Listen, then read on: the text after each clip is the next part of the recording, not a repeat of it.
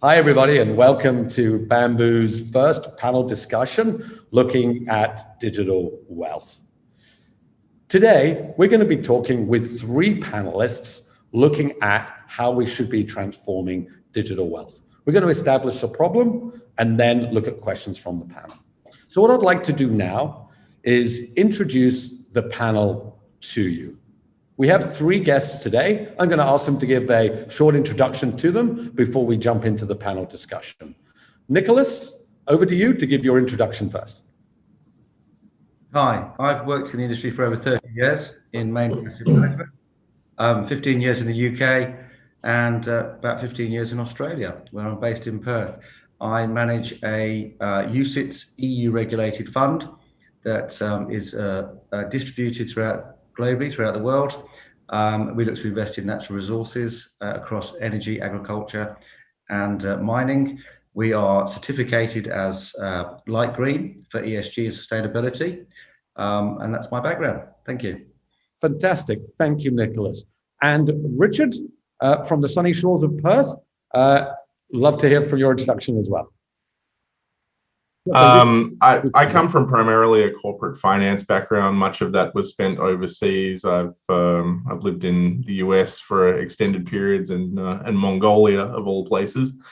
But I made the decision to move to working with retail clients back in 2014, and I have been doing that here as a traditional advisor since then. Just looking at the infinite or near infinite limitations of the traditional advice industry, I really wanted to get into the robo space, which I have done. I now own an SEC registered advice business in the United States, and I'm actually just about to launch a hedge fund too. Wow, it is keeping you busy from Mongolia to robo advice. I think yeah, I don't like it easy. Absolutely. I think we'll have some good feedback from you on digital wealth. And my next guest, Manish, I've known for quite a while, has extensive experience both in the traditional advice world and also in the digital. Manish, it'd be great to hear from you as well. Thanks, Ned. As Ned said, I've kind of grown up in financial advice and wealth management. So I've done everything from the coalface as a paraplanner and financial planner, all the way through to sitting in the C-suite for a financial advice businesses here in Australia.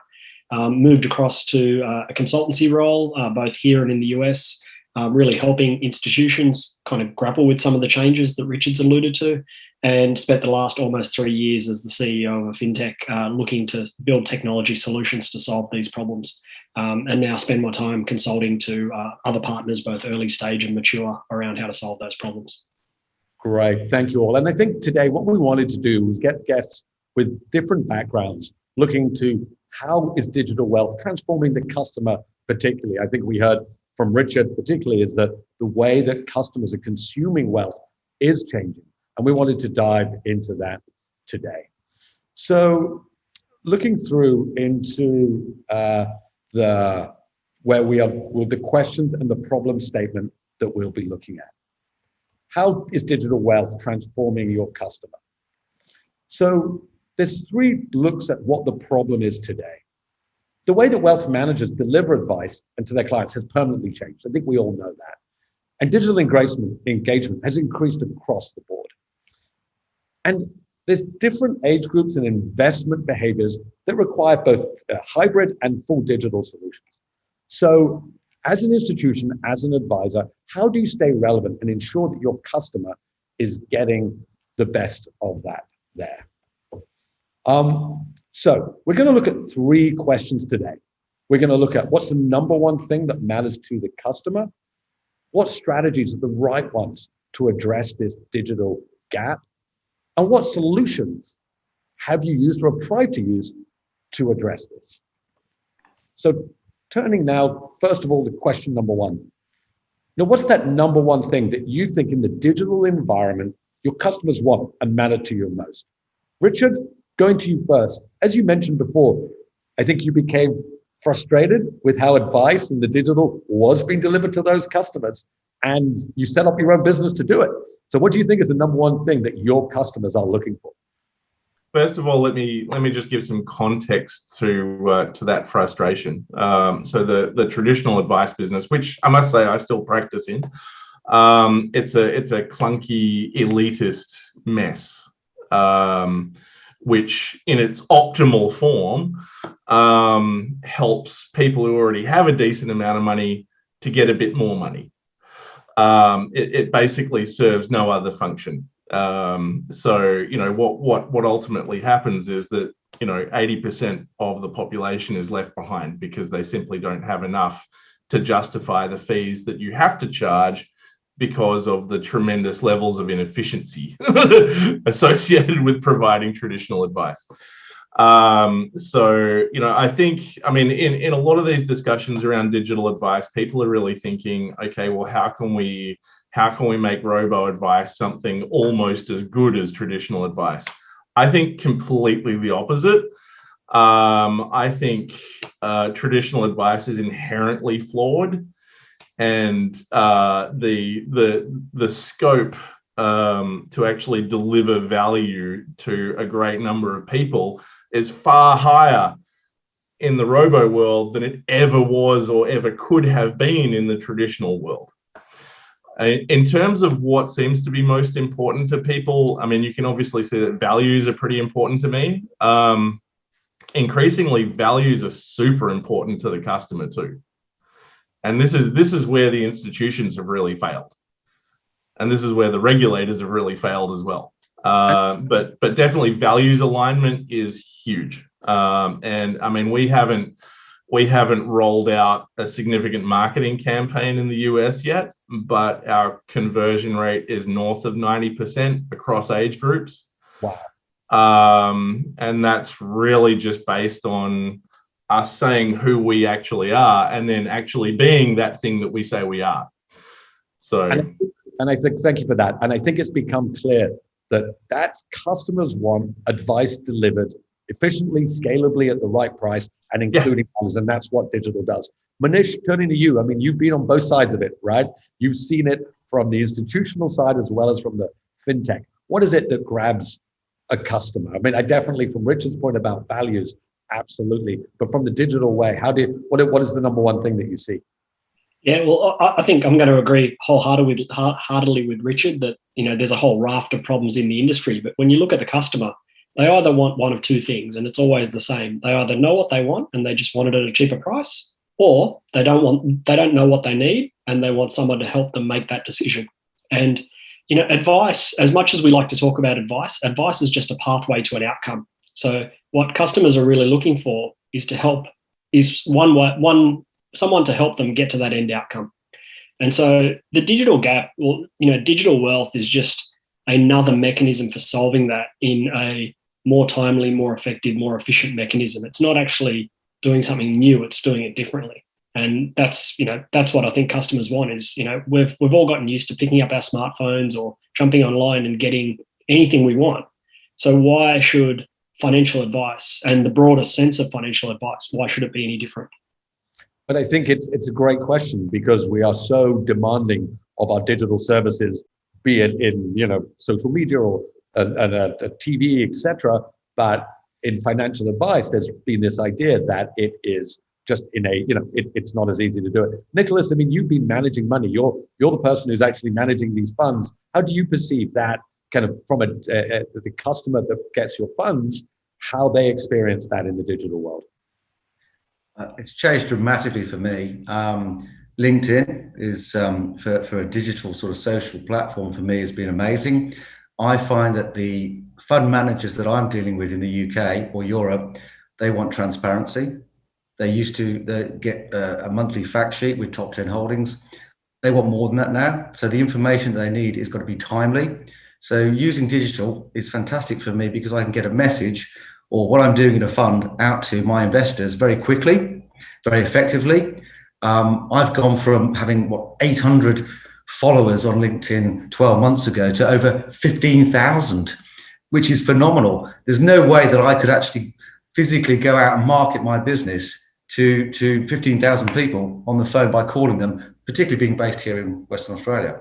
because all my audiences that invest in my fund are European based. So it's just been a phenomenal change. And I agree with the comments that have been said earlier, particularly from Manish. It's a great way to grow your business, and clients want access quickly, effectively, and regularly, so it's a great source for me. And I had to embrace it. 2 years ago, I wouldn't have had a clue how to use social media, at my age. But I spend all my time now on my smartphone, constantly putting posts out regularly, and I'm commenting on things, and I've got great reactions, and it's opened up markets all over the world. So it's definitely something that we have to embrace and change, definitely.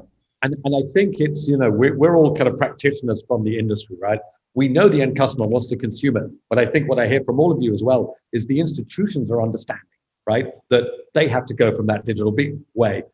I used to be a financial advisor early in my career, and to say it was inefficient is a very kind understatement. It is remarkably inefficient. And so maybe that moves us on to the next question. What are the actual strategies? So maybe jumping back to Richard again, you've talked about setting up,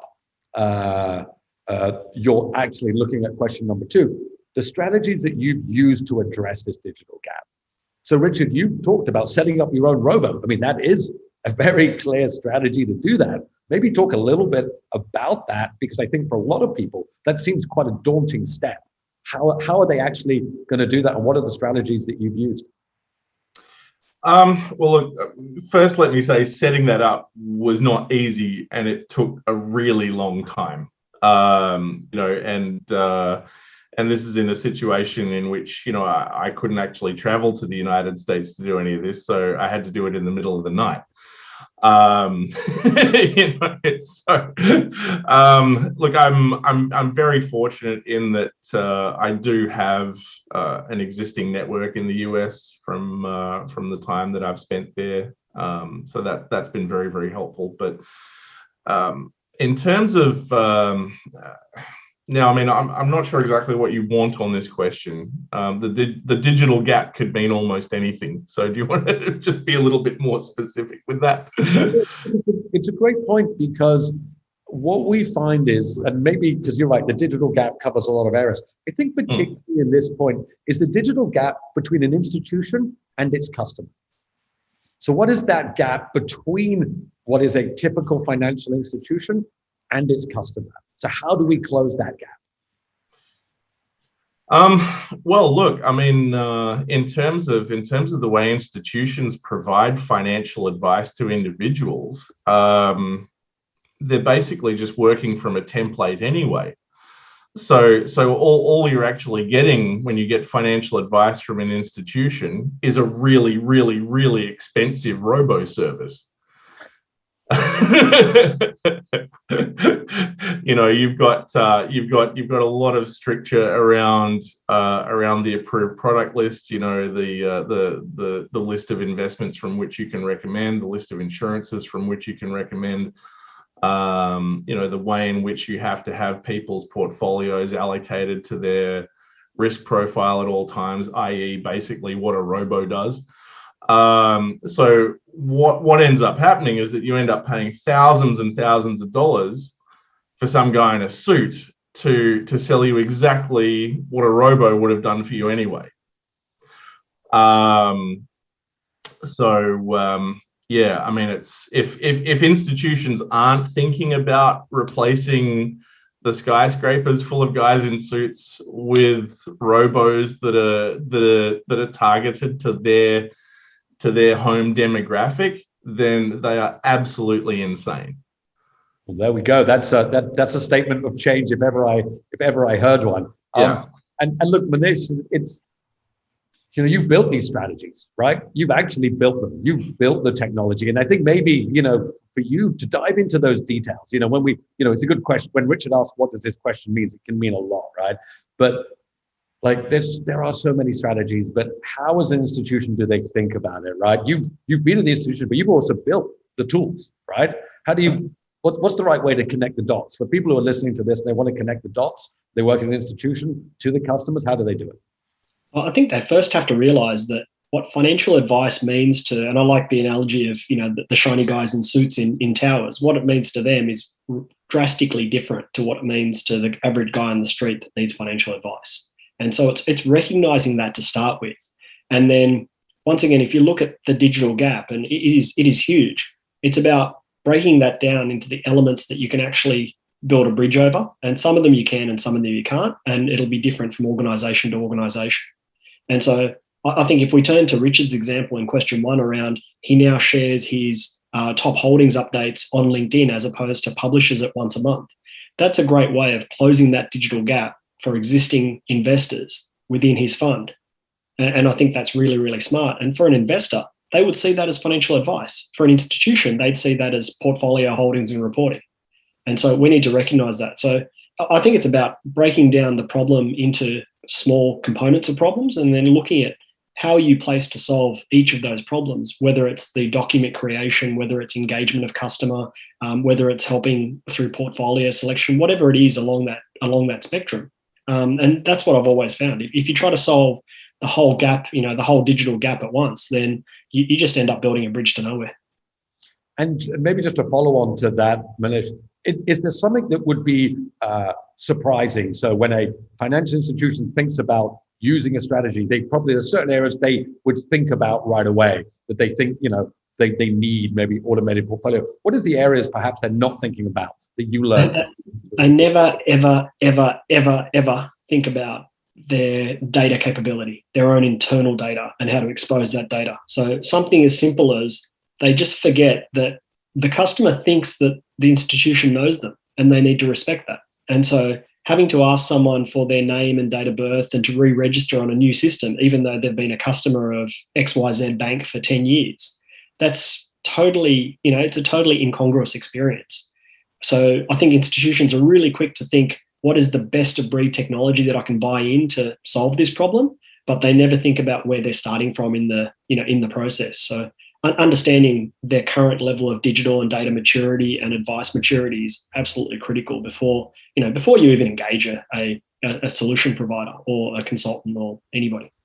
Yeah, I think it's a great point. I've used this phrase before, but nobody wakes up in the morning and thinks, I want to buy a balanced equity portfolio today. Right? It's not how humans work. We wake up and think, hey, I'd like a new house or better retirement, and the balanced equity portfolio is the product that gets us there. Yet I think financial institutions think people want to buy their products. They need their products. And I think it's a great point that totally. Data, Yeah, but I think the same is true of the buyer inside of the institution as well, Ned. So you've probably experienced that when people are ready to buy Bambu, they never think of how am I going to point it at the customers that I already know want a balanced equity portfolio. They just assume there's some kind of magical system in there that'll make it work. And people, almost like rats going to the Pied Piper, they'll just find their way to the magic balanced equity portfolio. Yeah, I wish those magic rats could make that happen. That would help tremendously. Nicholas, how do you think about it? Obviously we can go to this question in a variety of different ways about that digital gap. You create these funds, right? These digital, the balanced equity portfolio funds, they're essential for our lives, right? But when you think about them in getting those to the customer, I mean, obviously you've mentioned that you've been very active on social media, but what other thoughts do you have around that? It's funny because I'm probably one of the people that would actually wake up in the morning and think about a portfolio, not the car or the holiday or how do I get it. So I'm probably a bit odd in that regard because that's my mindset. But the industry that I'm in has changed in regards to digital in the way that fund managers report. So if I want to talk to a fund manager who may be an investor in my fund, like a multi-asset fund manager, normally that would be arranging a meeting, that would go through a secretary, that would be an appointment, calendar diary, whatever.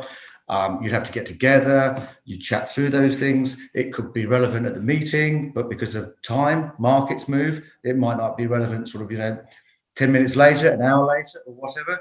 So you might miss out on things that you want to watch as in building a portfolio. Now, I found that a lot of the fund managers these days will do exactly what we're doing now. They'll do pre-recorded webinars where they'll talk about their strategy. And I find that's a great way of interacting with which fund managers that invest in my fund, that I can listen to what they're saying at the time about what it is they're investing in or what macro asset views they've got at the moment, whether they like to go into a particular sector or whatever it is. So you can pick and choose and watch a video like this, which is great, as opposed to arranging a meeting which you then got to attend. You ask a few questions. You might not get anything from that meeting. Whereas using digital is fantastic for me. I mean, I can pick and choose as I go. And there's a lot of fund managers out there that I probably wouldn't have even made an appointment with in the first place to talk to, that I can now watch on something like this and go, that's quite interesting. I'd like to talk to this person, and then arrange a meeting. That's how, yeah. And I think we've definitely seen that in terms of, and it actually kind of brings us on to the third question here, which is, and it kind of is a lead on from this, but what I'm really interested here. So what are the solutions you have used that have worked and haven't? Like, this is what I'm really interested in, because I think we can all agree, like, everyone's going digital. So, Bambu's been around 5 years. And I think in the first few years, and, we were talking about, should people go digital? I think that question's gone now, right? Particularly with COVID, it's very clear. But what is the actual solutions? Like the devil is always in the details. And I think as we've done a lot of work from the Bambu perspective, what we've always realized is people are like, how do I actually do it? And I always believe you've got to say what does work and what doesn't work. So the reason we started looking at this question is, what really does work? What solutions? Either that's a technology or a strategy, and what does not? I would love to hear on both sides, because people love to get to the answer as quick as possible. And the idea of this is, like you say, Nicholas, people can watch a video and go, okay, that's the right way forward. And we might change it around. Manish, why don't you start? We'd love to hear from you, from your point. What's, what really works and what does not work? I think what doesn't work, first and foremost, is thinking that you have the answer and building towards that answer. So you need to start with a hypothesis and almost incrementally build, whether you're using existing technology or new. You need to say, look, this is what I think this is what I think investors want, or this is what I think ESG investors want, or whatever the underlying hypothesis is, and then start to build that first piece and build and test and build and test. And so, I've seen firsthand that by taking that model and being flexible around and using things like agile methodology and so on, that you can start to actually get to your answer quickly. But it's not going to be a single jump. It's going to be a series of twists and turns and waypoints before you get there. And some are going to yield you really good and interesting insights, and some are just going to be frustrating and kind of, plow you into walls where you think that should have worked. It works in the traditional sense. It works in real life. We've done it this way for 20 years. Why isn't it working? So I think opening up with I hammer on about it, but opening up with what's the problem to solve and then being flexible about how you solve it is really critical. That's a great look. Obviously, for some of the audience, Manish's background, built one of the kind of preeminent kind of fintech wealth techs in Australia, and myself and Manish talked about this quite a bit before, right? There's all organizations are full of good people, but I think that's right. Like, wealth tech is new, and I think that answer that crystallizes it. Let's assume we're starting from a fresh sheet of paper, right? And I think if you do that, of course, you have embedded knowledge. But that is the answer, because you're right. I think we've all been down that road where it's like, oh, we know exactly what we're going to do. And it is hard to have humility when you've been doing something for 25 or 30 years. But the world of wealth tech is changing super rapidly. So absolutely, it makes a lot of sense. Nicholas, from your side, you've talked a little bit about what really works for you. So clearly the whole world of digital works. Would love to hear what, and again, I think as people watch webinars, they want to learn what to do and what not to do. Any sharings on both sides of that as you've thought about that digital gap? Absolutely. I find that detailed reports is a no. So often you'll get analysts that will do 20, 30, 40 pages, sometimes 100 pages of well-written research. And it's fantastic. But people haven't got the time to sit there and go through those documents and read them in such detail or understand them to a great length. I find that Regla often posts, short posts, where you take good content, so you attach a comment to the post that relates to some content that you believe is worth reading. But my investors won't necessarily want to read that research.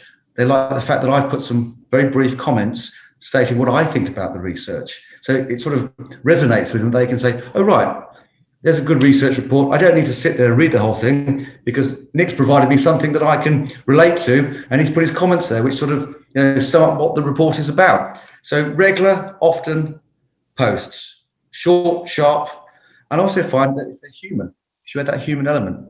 I work with some guys that will correct my grammar and spelling, But I often find that people like a bit of human touch, that you are real and it's coming from you, not from some analyst that's written it for you or some ghostwriter. So a bit of the human touch added to the digital world kind of goes well with my, followers, if you like, on LinkedIn. So those are the sort of things that I tend to do. A definite no-no, and it's a thing of the past now, and this is dinosaur stuff, PowerPoint presentations. We've got one, it's on our website. I think it's on LinkedIn. I don't think I've ever used it. And in fact, I can't even remember what's in our PowerPoint presentation, to be honest. And it was well written and it's really good and it looks fantastic. But I don't think anybody has ever looked at it or even cares to mention it. And I've never been asked to present it. So PowerPoint presentations, a definite no. That is, I love it, right? Because following on from Manish's point, if you go into a bank and say, don't show all those research reports and stop all those PowerPoints, some people are going to have not so much to do anymore. That's going to be that's going to be a problem, right? But I think it's it's a great point. I think these seem like obvious suggestions, but if we look at it, how many customers are truly having a great digital wealth experience? I think not many. Yet, if the answers seem logical and obvious, how are we not getting there, right? Why are we not getting there in the same way? I mean, Richard, look, you're building a robo. You're saying you're getting like huge, as we talked before the panel started, you're getting great take-up, right? So if you look at what has worked in that space, obviously not 40-page reports, I assume, and PDFs in your digital wealth tool for the customer, but what you're seeing it firsthand. What is working, and what is maybe not? Well, I mean, it's interesting, and I mean, we have to differentiate between what will work for a business like mine and what would work for one of your institutional clients, right? So what has been working and what I expect to continue working for us is growing community around our brand. That has been happening and it's going to continue to happen. And that's ultimately, how we're going to do whatever it is we end up doing. Institutions can't really do that. They definitely get stuck when it comes to trying to be values based because everyone can see through it. So the only hope that they really have is to, if I was deploying an institutional robo solution today, what I would be doing is I would be looking to win this race to the bottom in terms of fees that is happening and is killing headcount across the finance industry as a whole, and that's a good thing in my opinion. And leveraging that as an opportunity for cross-sell and upsell. That's the best way an institution can deploy a solution like this. And do you think, as you've launched something, as you say, a large institution sometimes, the startup direct to consumer can talk about its brand or its community in a more relatable way? How do you feel, I'm sure institutions, obviously they were small companies at one point. Is that like, how do they overcome that? Also, I don't got any thoughts around that, because we've seen the smaller brands grow, but at some point they're going to cross that threshold and become corporate as well. Interesting your thoughts on that. Well, it's interesting. I mean, the way my business is set up, I've got an investment committee, and I've got a marketing person, and I've got a couple of people who are acting as ambassadors in the United States. Now, with the capabilities of the technology, there's actually no real reason for me to ever have a lot more people than that. And it's ultimately, and that's the beautiful thing about this space. I get to keep my values. I get to work with people who share my values. I'd never have to compromise on that. So my clients are never having to deal with someone who's misaligned with where they want to be. Institutions do not have that luxury, obviously. There are too many people. Everyone knows that large organizations are sociopath factories. That's extremely well documented. Let's be real. So You know, the great, love it.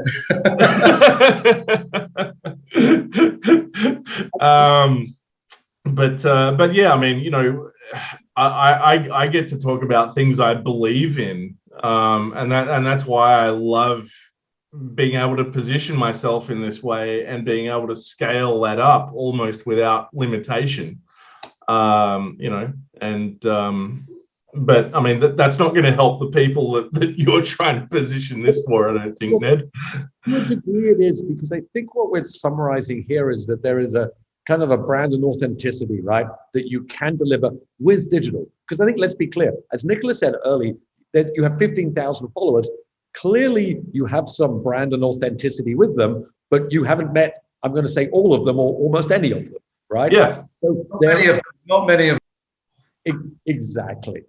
And I think that's where digital wealth has changed, right? Because before it was, do I buy this active or this passive fund, a mutual fund or an ETF, from which person in the suit selling it to me? And I think, you know, like I think all of us on the call here are kind of believers in that. And, you know, I think, you know, part of this webinar is to say to people, sure, it's not easy to set up a robo, but it's easy to take these initial steps, right? And even in the big corporates, yes, there is a challenge on how to do that. But what, you know, we've been lucky enough to work with a lot of these large corporates, and we're seeing there's a general, they know that they have to make these changes, right? It can't just selling these products in the same way. And I think I love this phrase, startups have to reach profitability before banks reach innovation. So they come at it.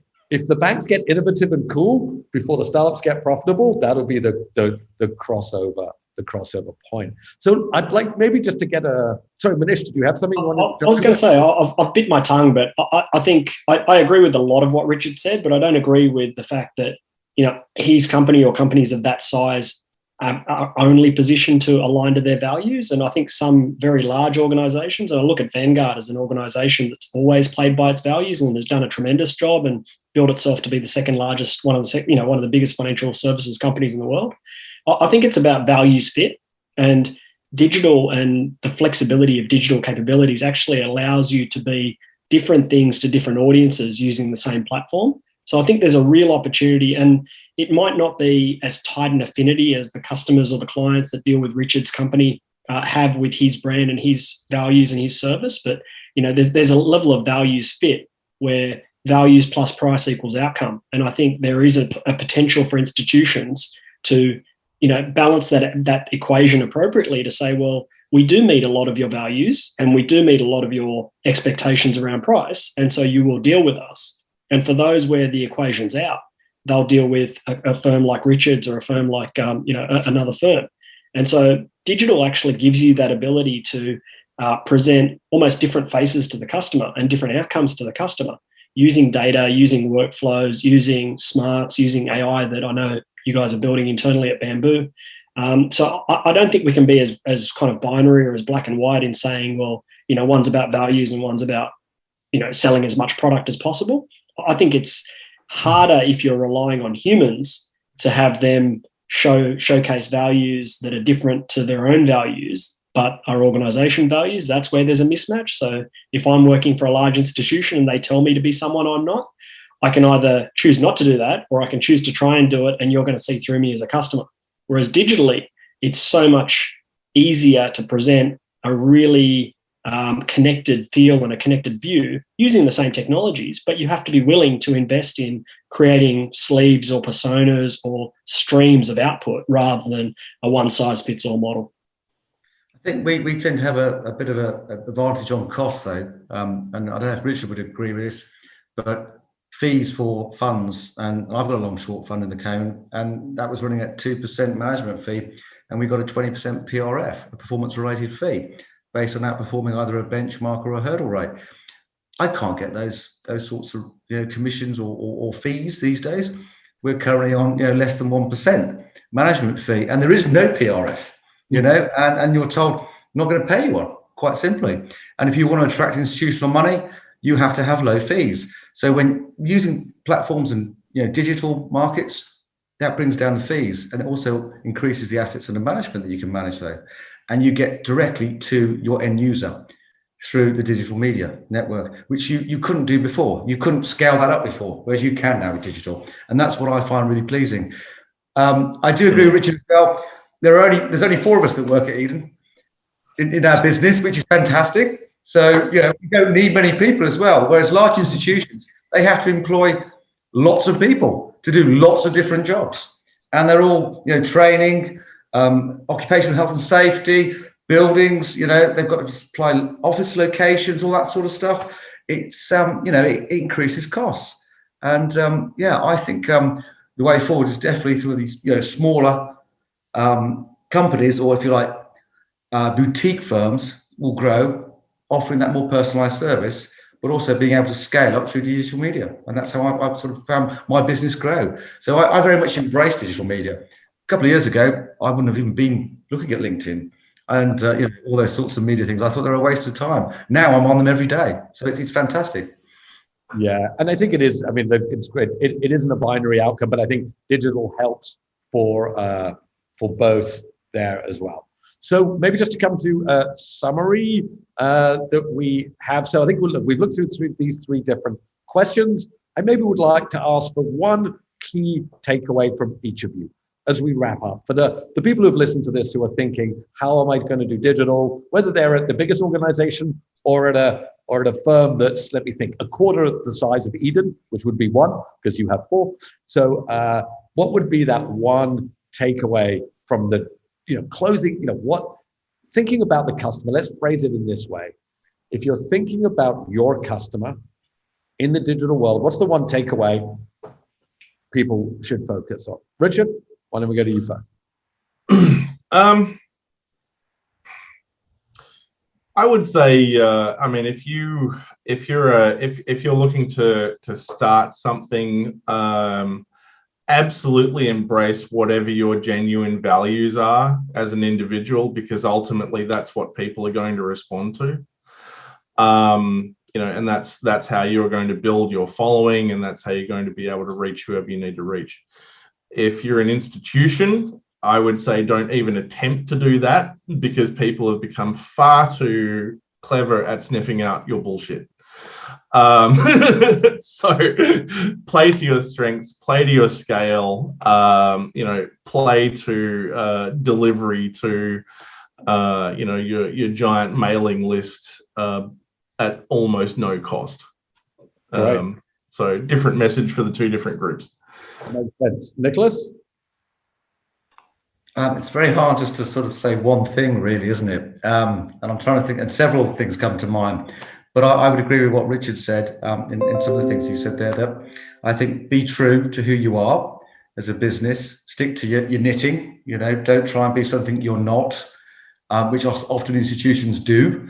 They try and be something to everybody. And the main thing that we do at Eden is we invest on behalf of clients' money in order to protect it and to grow it. We're not driven by profits for ourselves as a business. We're driven by protecting clients' money. So look after your clients. Fair enough. And Manish, to wrap us up, if you're thinking about a digital customer, what's the right thing to do? Yeah, I might kind of throw a view on how institutions should think about this. And, I'd say what they need to do is start by thinking about the customer problem, not their own problem. So don't walk into a room and start thinking about what's broken in our business. Start by, what can we do better, or what can we do differently for our end customer? And, there'll be times where that's got a good link with what's happening today, and other times where you're literally building, a rocket ship to the moon. Probably the other thing is to look for examples that have occurred in other markets and other areas outside of financial services, because, we're not alone here. If Rupert Murdoch woke up 30 years ago and said, well, people are going to stop reading the paper once a day and start reading it 35 times a day, he might have done something differently really, really quickly and really early on. He might have started selling, stories on a 20 cent per story basis, as opposed to buy the paper. So I think, there's always examples, and you've got to look through the context and find the actual insight there. But there's plenty of them, and we're on a well-trodden path. We're not first, and we're definitely not last. So it's just looking for those real world examples and taking what we can out of them and applying them to today. Yeah, I love that. I love that phrase, to look outside just of the industry itself. I recently rewatched Steve Jobs' Here's to the Crazy Ones, where that famous advert he had that had nothing to do with computers, had everything to do with people outside, but how they were affecting their lives and how it should be impacted. So I don't know if we're all the crazy ones on this call, but hopefully we're doing something to change digital wealth and bring it forward. So look, thank you, everybody. Richard, Manish, Nicholas, thank you for being on this. We appreciate it. And we look forward to sharing this. And if you've enjoyed watching this panel, please reach out to ourselves or any of the guests here, and we'd love to discuss digital wealth with you further. Thanks, everybody.